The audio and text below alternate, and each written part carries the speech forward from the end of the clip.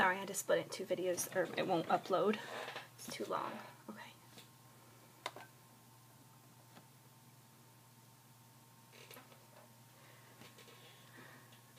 Now, dealing with titles, if the person is older, they always like you to use the title Señor.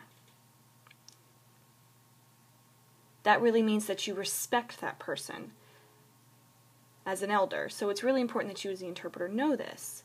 If you have an older man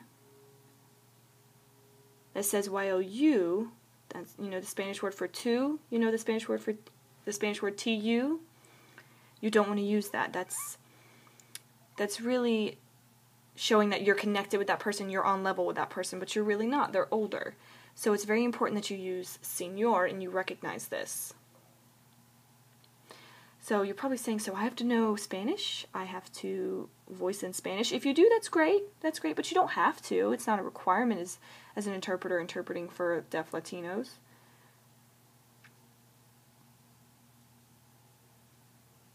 It's just important when you voice, if you can, say Señor. You know, Señor Vasquez, for example, if that's, you know, their name is Señor Vasquez, blah, blah, blah, blah, you know, whatever the rest of the sentence is. It's just good to know what they would prefer. Also, when dealing with female deaf Latinos,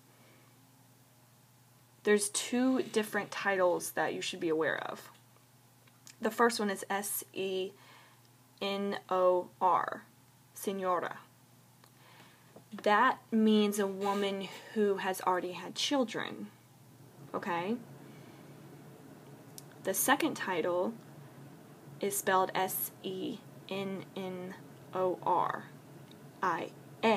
so señorita, S-E-N-O-R-I-T-A, señorita. This means a person who is not married, doesn't have children.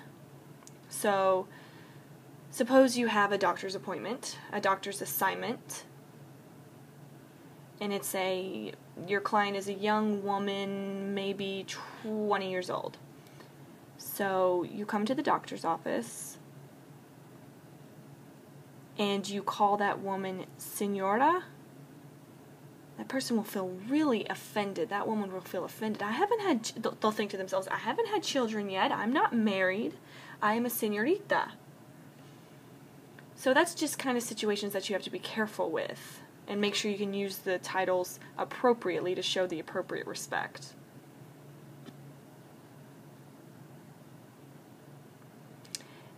If it's a young man, you can use the first name, that's fine. You don't have to use Señor and then the last name. If it's a young girl, Señorita is fine. You can also use the first name, and just remember if it's an older woman, Señor. Señora. Now, if they've never had children, remember it's very respectful to use señorita.